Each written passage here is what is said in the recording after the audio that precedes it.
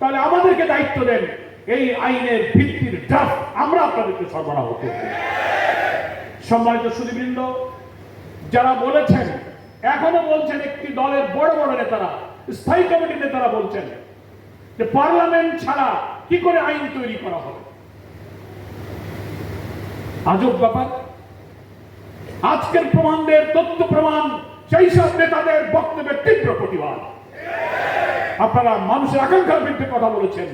আইন, বিধান, সংবিধান, প্রোক্লেমেশন, অর্ডিন্যান্স, লিগাল ফ্রেমওয়ার্ক, অর্ডিন্যান্সের ভিত্তিতে যেটা 70 নির্বাচন হয়েছিল, সমস্ত বিধানের বিরুদ্ধে আপনি কথা বলে গণ আকাঙ্ক্ষার বিরুদ্ধে যে কথা বলেছেন, এই প্রবন্ধটা উল্লেখ করে আপনাদের বক্তব্যের তীব্র প্রতিবাদ করা হয়েছে। একটি বড় দলের স্থায়ী কমিটির আরেকজন সদস্য বলেছিলেন বেশ আগে, সংস্কার কমিশনে যত আইন আপনারা বানান, যত কিছু লক্ষণ দেখেন, আমরা সংসদে গিয়ে সব কিছু মুছে দেব। কি বলেছেন বলেন? তার বিরুদ্ধে এই প্রবন্ধ হচ্ছে তীব্র প্রতিবাদ। শিক্ষা নেওয়া উচিত। আপনারা শুধু এটা মনে করবেন না যে আইন, কানুন, সংবিধান সবকিছু আপনাদের আলমারিতে আছে। এদেশের মানুষের কাছেও আইন, সংবিধান সম্পর্কে অভিজ্ঞ মানুষও আছে, রেকর্ডও আমাদের কাছে। যদি আপনাদের আরো কোনো পাল্টা যুক্তি থাকে, সর্বদলীয় ভাবে দেশের সেরা বরেণ্য আইনজ্ঞদেরকে নিয়ে আপনারা একটি রাউন্ড টেবিল বৈঠকের আয়োজন করুন। সেখানে যুক্তি পেশ হোক, সারা দুনিয়াতে লাইভ টেলিকাস্ট হোক, দেশ এবং বিদেশ দেখুক যে আইনি ভিত্তি না দিয়ে বিদ্যমান কাঠামোতে নির্বাচন হলে আরেকটা হাসিনার জন্ম হবে, আরেকটা ফ্যাসিবাদের জন্ম হবে। দুনিয়ার মানুষকে সাক্ষী রেখে আমি মাননীয় প্রধান উপদেষ্টা ডক্টর প্রফেসর ইউনূসকে আমি এই আহ্বান জানাই। আপনি একদিন সর্বদলীয় বৈঠকে বলেছিলেন, আমরা নেতৃবৃন্দ তাহের ভাইয়ের নেতৃত্বে উপস্থিত ছিলাম, আপনি বলেছিলেন আমাদের ঐক্যমত্য কমিশনে আমরা চেষ্টা করব, কারা পক্ষে আছে, হা আছে কি না আছে, কারা রাজি কি রাজি না, জাতি জানবে, আমি ওয়েবসাইটে দিয়ে সেই ব্যবস্থা করব। সেই সাথে ধন্যবাদ জানিয়ে বলবো, আপনি যদি জাতীয় বিতর্কের আয়োজন করুন সরকারের উদ্যোগে, সকল দল, আইনজ্ঞ, বিশেষজ্ঞ, সংবিধান বিশেষজ্ঞ সেখানে অংশগ্রহণ করুন। দুনিয়াবাসী জানুক যে কাদের কথা ঠিক আর কাদের কথা শুধু দলের স্বার্থ, ব্যক্তির সাথে দেশের কোন স্বার্থ যেখানে নেই, দুনিয়াকে জানার সুযোগ দিন। সম্মানিত দেশবাসী, আজকে প্রমাণ হচ্ছে অধিকাংশ ভোটারের প্রতিনিধিত্ব করে যে সমস্ত রাজনৈতিক দল, জামায়াত ইসলামী, ইসলামী আন্দোলন, এনসিপি, গণ অধিকার, খেলাফত আন্দোলন, হেফাজত, মজলিস, তারপরে অন্য যত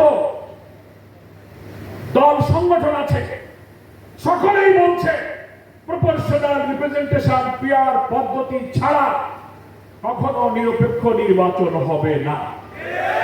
কিন্তু আপনাদের কি হয়েছে আমরা জানি না।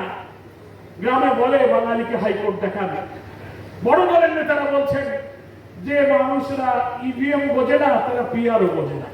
আরে বাবা, ইভিএম কি আর পিআর কি?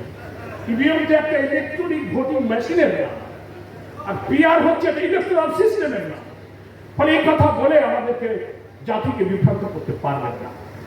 পিআর হলে কালো টাকা, মনোনয়ন বাণিজ্য, পেশি শক্তি, এগুলো করতে পারবে না যারা তারা পিআরকে বাধা দিচ্ছে।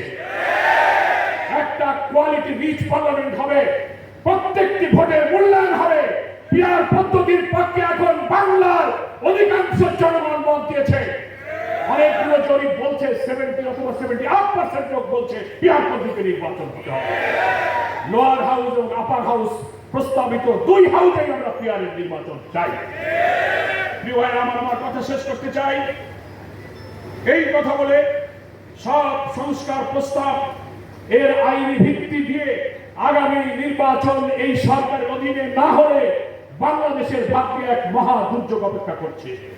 তাই সব দেশপ্রেমিক রাজনৈতিক দল, ইসলামী শক্তিকে আমি আহ্বান জানাবো, আমাদের প্রিয় আমির জামাত ডক্টর শফিকুর রহমান একটি মানবিক নতুন বাংলাদেশ গড়ার জন্য জাতীয় ঐক্যের ডাক দিয়েছেন। আমরা বক্তৃতায় বলবো ব্যক্তির চেয়ে দল বড়, দলের চেয়ে দেশ বড়, কিন্তু যখন নিজের স্বার্থ আসবে তখন কথা উল্টে গিয়ে বলবে দেশের চেয়ে দল বড়, দলের চেয়ে ব্যক্তি বড়। এই বাদ দেন, কম্প্রোমাইজ এবং স্যাক্রিফাইসের ভিত্তিতে আসুন জাতীয় জাতীয় ঐক্যে গড়ে তুলে জনগণের আশা আকাঙ্ক্ষা, এত রক্ত, এত ত্যাগ, এত চোখের পানি, মা হারা, সন্তান হারা, স্বামী হারা মানুষের কান্নার আকাঙ্ক্ষার প্রতিফলন ঘটাতে গেলে পিয়ারের ভিত্তিতে আর এই সনদকে আইনি ভিত্তি দিয়ে নির্বাচনের মাধ্যমে সেই আকাঙ্ক্ষা আমরা পূরণ করি। একটি মানবিক, একটি নতুন বাংলাদেশের মাধ্যমে উদাহরণ সৃষ্টি করেছে জামাত ইসলাম। এই যে ডাক্তার তাহের ভাইয়ের নেতৃত্বে আমাদের ঐক্যমত্য কমিশনে জামাতের প্রতিনিধিরা দায়িত্ব পালন করছেন। আমরা অনেক স্যাক্রিফাইস করেছি, আমাদের অনেক প্রস্তাবনা ছিল, সব দলের ঐক্যের স্বার্থে জামাত অনেক কিছু ছাড় দিয়ে হলেও আমরা ঐক্যবদ্ধ হওয়ার চেষ্টা করছি।